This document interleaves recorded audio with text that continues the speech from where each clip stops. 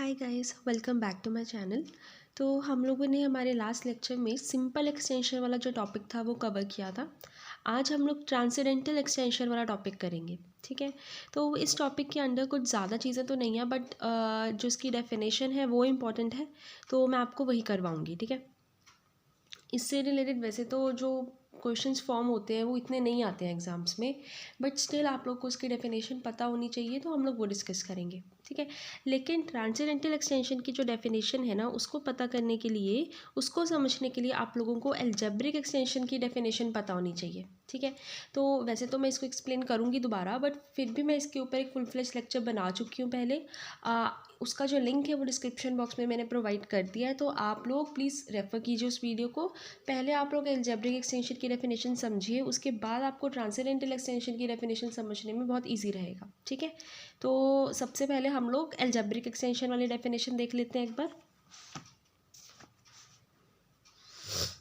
ठीक है, let K be an extension of F. तो हमें क्या गिवन है कि जो के है वो कोई एक एक्सटेंशन है किसकी, एफ की।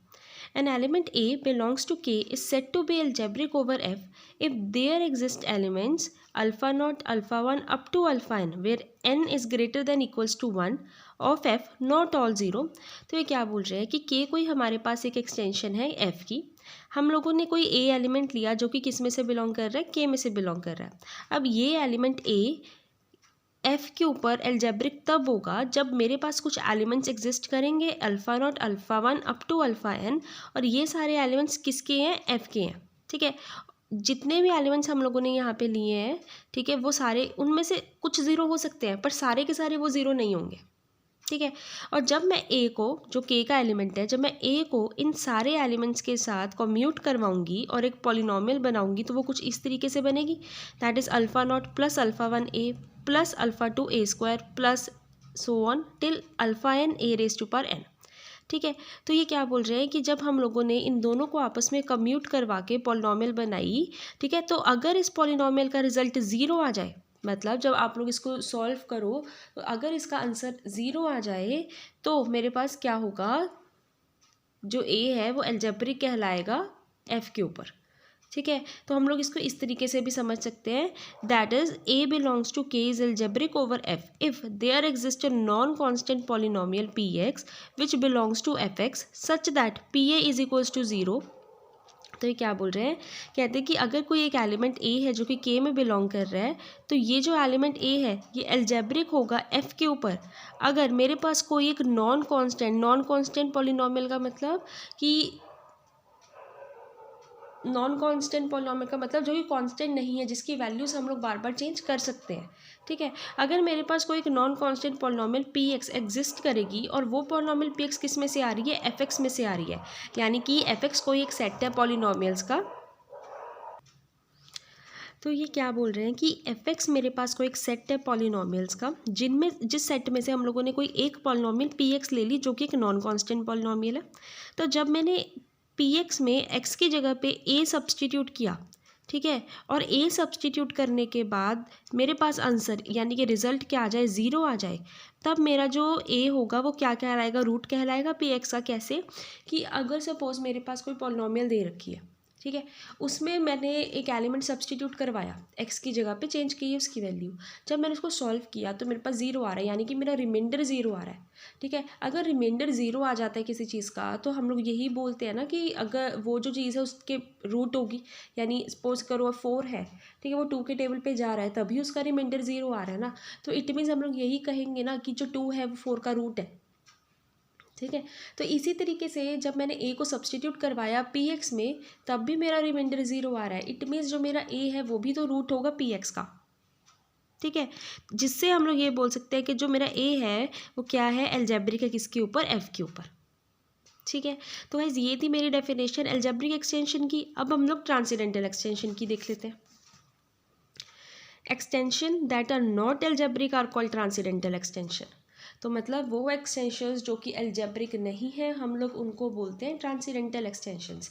तभी मैंने आप लोगों को बोला कि एल्जेब्रिक एक्सटेंशन की डेफिनेशन आप लोगों को पता होनी चाहिए, तभी आप लोग ट्रांसेंडेंटल एक्सटेंशन समझ पाओगे। ठीक है। तो अब जो मेरे पास एक्सटेंशंस गिवन है, अगर वो मेरे पास एल्जेब्रिक नहीं है तब जाके वो मेरे पास क्या कहलाएंगी, ट्रांसीडेंटल एक्सटेंशन कहलाएंगी। दैट इज़ अगर सपोज मेरे पास ई कोई एक एक्सटेंशन है किसकी, एफ़ की, ठीक है। तो ई मेरे पास एक एक्सटेंशन है एफ़ की, अगर मैं ये बोलूँ कि ई मेरे पास ट्रांसीडेंटल एक्सटेंशन है एफ़ की, तो इसका क्या मतलब होगा, no element belongs to E that is algebraic over F. हाँ, क्यों, हम लोगों ने एल्जेब्रिक एक्सटेंशन में यही पढ़ा था ना कि कोई एक एलिमेंट होगा जो ई का होगा, ठीक है। अगर वो ई का एलिमेंट एल्जेब्रिक होगा एफ़ के ऊपर तभी हम लोग उसको एल्जेब्रिक एक्सटेंशन बोलते थे। तो अब ट्रांसीडेंटल में तो जो भी एल्जेब्रिक एक्सटेंशन में था उसका रिवर्स हो जाएगा ना, मतलब वो एल्जेब्रिक नहीं होगा एफ़ के ऊपर। That is no polynomial exist which is having root in E. तो कहते हैं कोई भी एक पॉलिनोमियल ऐसे एग्जिस्ट नहीं करेगी जिसका रूट है वो ई में बिलोंग करे। हम लोगों ने एल्जेब्रिक एक्सटेंशन की डेफिनेशन में ए को प्रूफ करवाया था कि वो रूट है पी एक्स का, और एक एलिमेंट किसका था, ई का एलिमेंट था ना। हम लोगों ने यहाँ पे यही प्रूफ करवाया था ना कि जो मेरा ई ए है वो रूट है पी एक्स का, ठीक है। यानी कि ए जो था वो एल्जेब्रिक था एफ़ का, ठीक है। और ए बिलोंग किसको कर रहा था, और वो रूट बिलोंग किसको कर रहा था, के को बिलोंग कर रहा था। तो इट मीन्स कहते हैं अब तो ना ही कोई पॉलिनोमियल का वो रूट होगा और ना ही वो एल्जेब्रिक होगा किसी भी चीज़ के ऊपर, ठीक है। तो अगर हम लोग ट्रांसीडेंटल एक्सटेंशन की कोई डेफिनेशन देखें तो हम लोगों ने ये ली है कि क्यों मेरे पास कोई सेट है रैशनल नंबर्स का, उसकी एक कोई एक्सटेंशन है क्यू जिसमें हम लोगों ने पाई को एडजंक्ट करवा दिया, ठीक है।